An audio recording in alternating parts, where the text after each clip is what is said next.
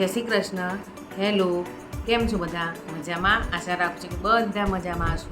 આજે મારો ચોથો વિડીયો આવી રહ્યો છે, જેમાં મેં રેસીપી બનાવી છે ક્રિસ્પી ચીઝી બ્રેડ પોકેટ. ચાલો આપણે ક્રિસ્પી ચીઝી બ્રેડ પોકેટ બનાવવા માટે કઈ કઈ વસ્તુઓની જરૂર પડે તે આપણે જોઈએ. ક્રિસ્પી ચીઝી બ્રેડ પોકેટ બનાવવા માટે બ્રાઉન બ્રેડ, બ્રેડનો ક્રશ, ગાજર, કેપ્સિકમ, પનીર, ડુંગળી, ટામેટાં, ઓરેગાનો, મિક્સ હર્બ, ટામેટાનું સોસ, મેંદો અને આરા લોટ. ચાલો હવે આપણે બનાવવાનું સ્ટાર્ટ કરીએ. Cheesy crispy bread pocket. Cheesy crispy bread pocket બનાવવા માટે સૌપ્રથમ 2 ચમચી તેલ લઈ તેમાં સૌપ્રથમ ડુંગળી નાખવાની.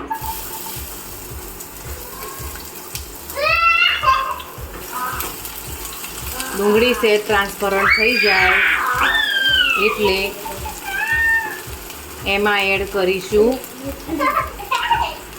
ટામેટાં.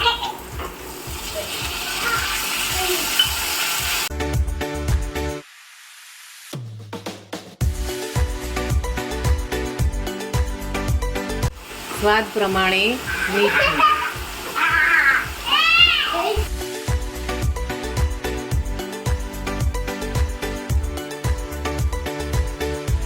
હવે આપણે એમાં એડ કરીશું ટામેટાનો સોસ.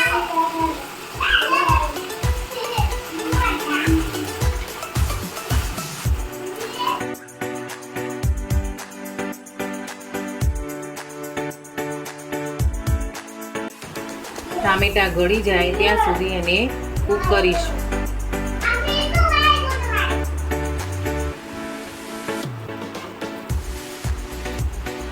હવે એમાં નાખીશું ઓરેગાનો.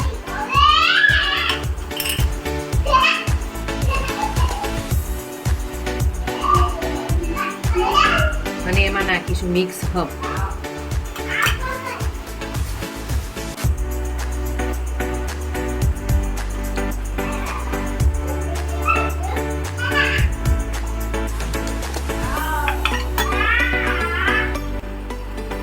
હવે એમાં એડ કરીશું ગાજર, કેપ્સિકમ અને પનીર.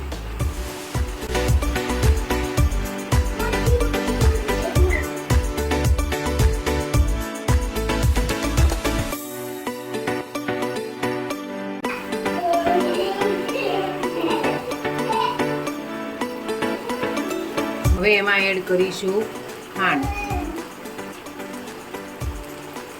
જે પ્રમાણે મીઠું જોઈતું હોય એ પ્રમાણે ખાંડ એડ કરવી.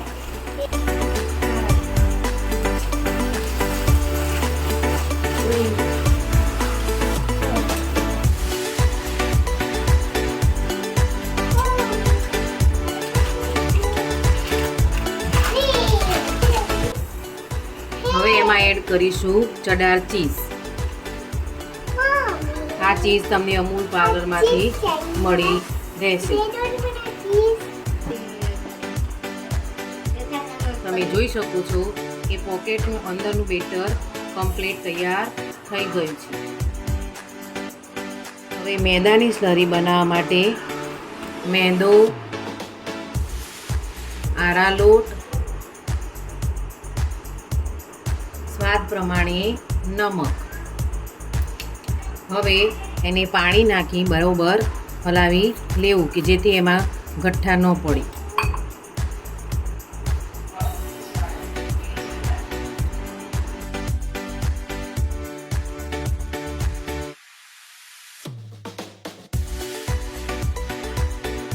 જોઈ શકો છો કે બેટર હજી ઠીક છે, હજી એમાં પાણી એડ કરવું પડશે.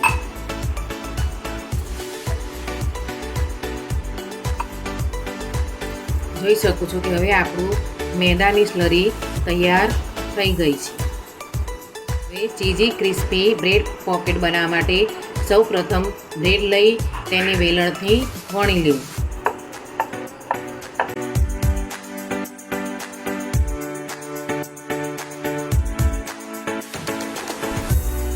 હવે એમાં તૈયાર કરેલું બેટર અંદર મૂકીશું.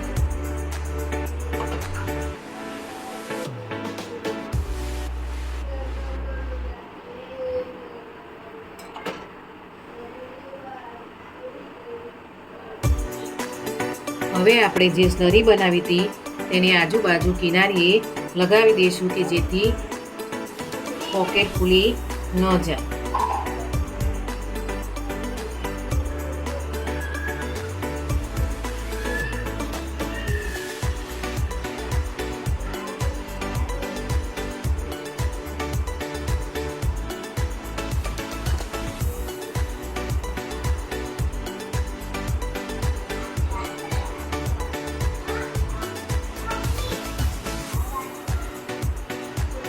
તમે જોઈ શકો છો કે આ રીતનું પોકેટ તૈયાર કરવું.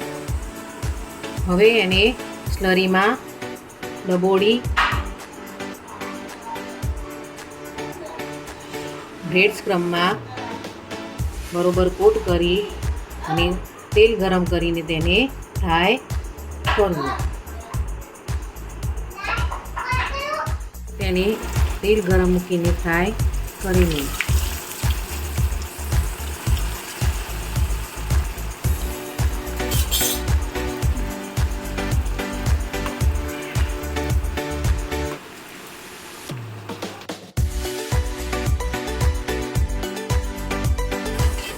બંને બાજુ બ્રાઉન થાય ત્યાં સુધી એને તળી લે. તમે જોઈ શકો છો કે આપણા ચીઝી ક્રિસ્પી પોકેટ તૈયાર થઈ ગયા છે. હવે એને બહાર કાઢી લે.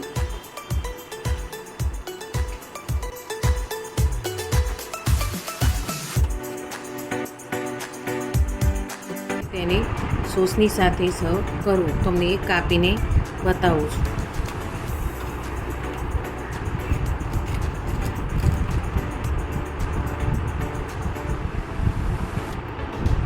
જોઈ શકો છો કે આપણું પોકેટ કેવા સરસ અને મસ્ત તૈયાર થઈ ગયા છે.